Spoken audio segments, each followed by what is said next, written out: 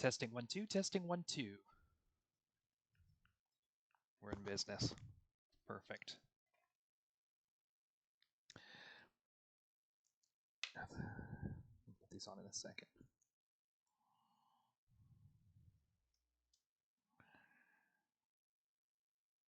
Yeah. Welcome to Ranger Stories. My name is Tennyson E. Stead. I'm the creator of Jump Rangers.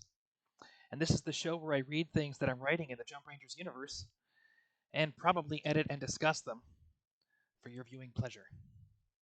Today we're reading Jump Rangers, A Game Called Conquest, Chapter 33.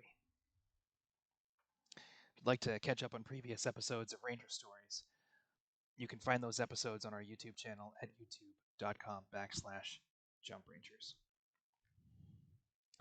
Realizing that the lighting in here isn't quite even, so just hang tight one sec.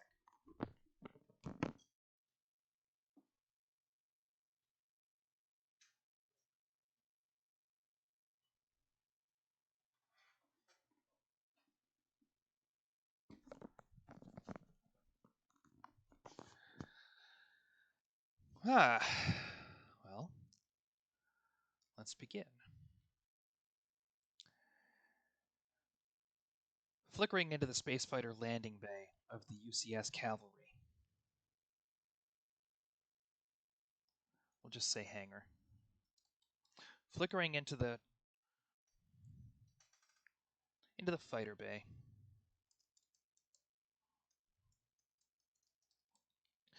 Flickering into the fighter bay of the UCS Cavalry, Scrap and I took cover behind the landing strut of the very same fighter, same space fighter, tagged out in the upper atmosphere. Tagged in the upper atmosphere. In the Earth's upper atmosphere. From inside the hangar, we could see the air vents. Scrap and I were only on that hangar floor for a moment before we disappeared again. If you ask me, nobody saw us. If someone did, they've never spoken out about it. If the Admiral knew I was out there hurtling spores at planet Earth, then he'd start expecting trouble when I stopped doing that. He'd start expecting trouble the moment I stopped. Scrap and I didn't have a lot of time before the element of surprise was lost. My work had to be fast and flawless. In my pocket, I had 8 spores left. Crawling through the vents, cutting off circulation fans as I went, I made my way to main engineering. Instead of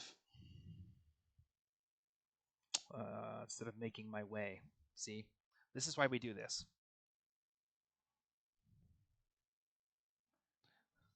Instead of getting at the engines, at the cavalry's engines, from the catwalks, I climbed up on the manifold and stashed one of my spores just above the ship's main octanator, right inside the discharge housing. Climbing down behind the octanator, I snuck another into the floor plating that separates main engineering from the deck below. 6 spores left. All over main engineering, there are massive energy shunts that direct the power from the octanator to the main engines. With a ship as heavy as the cavalry, those shunts need to be huge. Putting a ship this big in orbit over a planet like Earth takes a lot of thrust. If the ship slows down too much, it falls out of the sky. If the Admiral is flying the cavalry through the atmosphere at all, which he was, then that atmosphere would be tugging at the ship every step of the way. Any interference with those engines would bring the ship down. Climbing down one of the access ladders, I tucked a spore into a nook formed by a bracket holding one of those massive energy shunts in place. Down there, the sheer power of those main engines shook the entire deck. Down in the engineering pit. That's what we'll call it.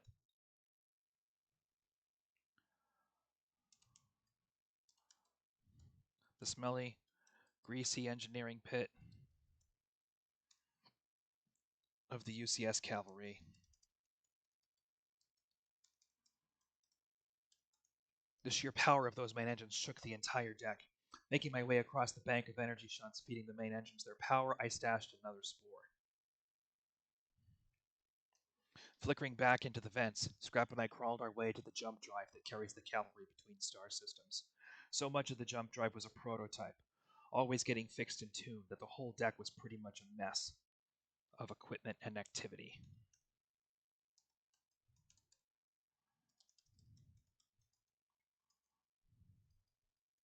Of equipment and scrap. Scrap?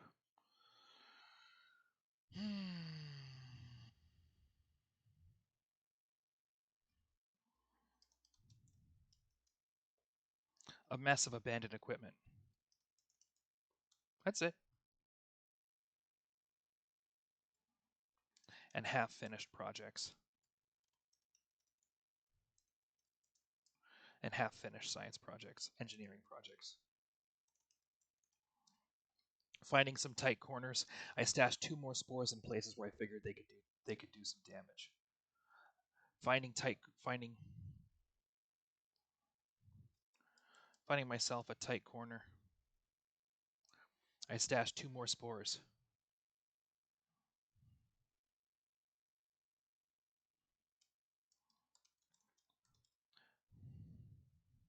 Finding my way into the tight corners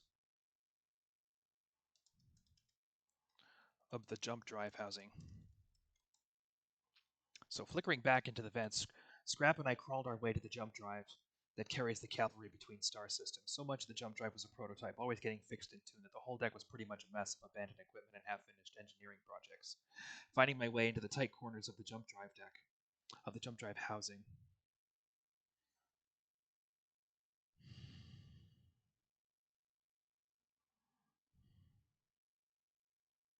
Of the jump drive's engine room. I stashed 2 more spores in places where I figured they could do some damage. Hiding above the Admiral's command center, we dropped our last 2 spores through a heat duct into the cavalry's computer system. Before we spoke with the Admiral, there was one last thing I needed to do. Opening up my jumpsuit's datapad, I tied the wrench rakes on those spores to a switch. Pressing the switch on my datapad armed the wrench rakes. Releasing it would restore those spores to their right and proper size. From an engineering standpoint, the sudden expansion of those spores would snap the core systems of the cavalry like they were made of glass. Better still, the counter pressure would be more than enough to break the spores open. If I took my finger off that button, the spores would bring the cavalry crashing down. The larvae would be released, and they'd have a whole mothership to eat. Better still, the cavalry was over water. Investigating the wreckage would take the Saurians time. Hives would spread out across the ocean floor before the Saurian horde had any idea what was happening. I just didn't want anyone getting hurt.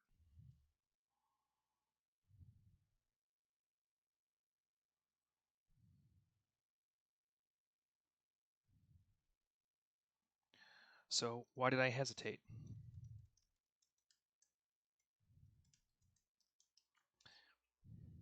So why did I hesitate? Why did I need to talk to the Admiral?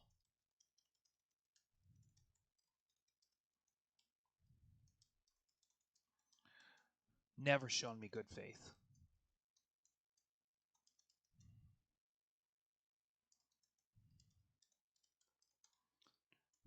Why did I need to talk to an Admiral who had never shown me a lick of good faith? I didn't want anyone getting hurt. What's more, I figured the Admiral was probably keeping all kinds of sonic weapons at the ready just in case some nomad tried flickering into his space. If I got hit or stunned or anything, the cavalry was going down before he'd have time to evacuate. To make things as soap as possible, I asked Scrap to flicker us into the brig. Looking right into the security camera of the cell we'd moved ourselves into, I explained that I had a dead man switch on my datapad and that I'd like to talk to the Admiral in private, please. Sitting down on the bench across from the laser bars of our cell, the Admiral rested his elbows on his knees and folded his hands together. Taking a deep breath, he considered myself and Scrap. I don't know what game you think you're playing, Wrench. This is war.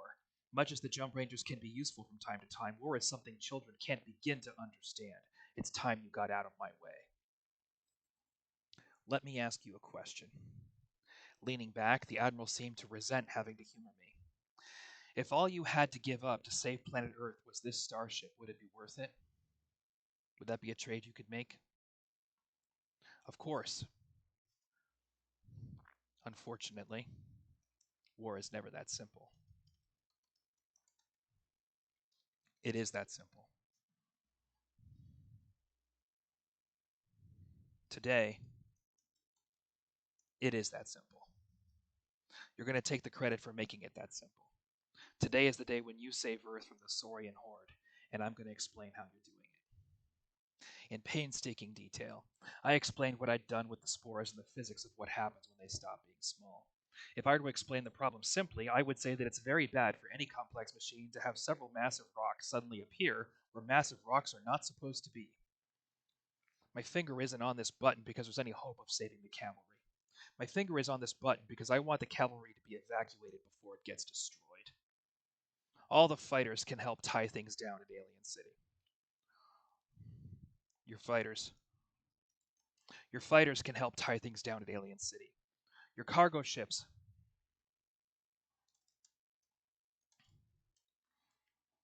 Your cargo ships can help shuttle crew and supplies to Hawk's Nest on Mars. Your life pods can get picked up by my crews. Your life pods, this is a little. Your life pods can get picked up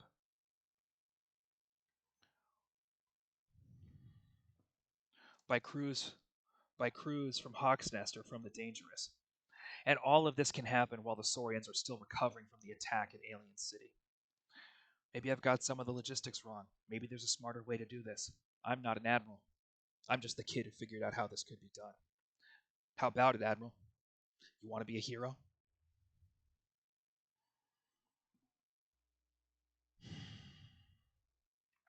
This is the last chapter before the epilogue of Jump Rangers. That was how Wrench saved the Earth. I need to rework the epilogue for sure. But I think it ends on a very high note. I like it a lot. Hmm. In general, I think it's a compelling book.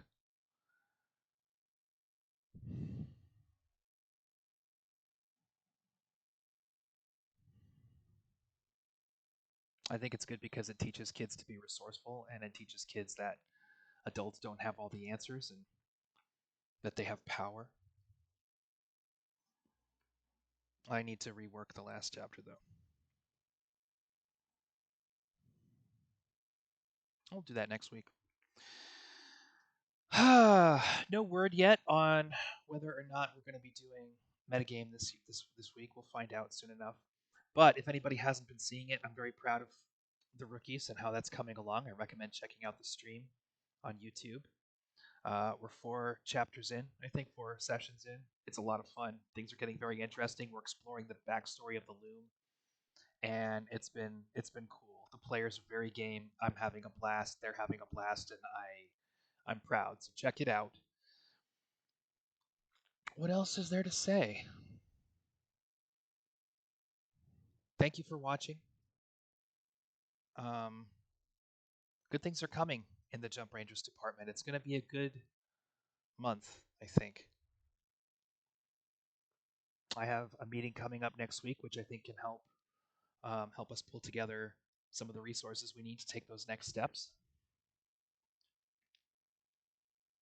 More on this as it develops. Until then, don't be a stranger, Ranger. Take care.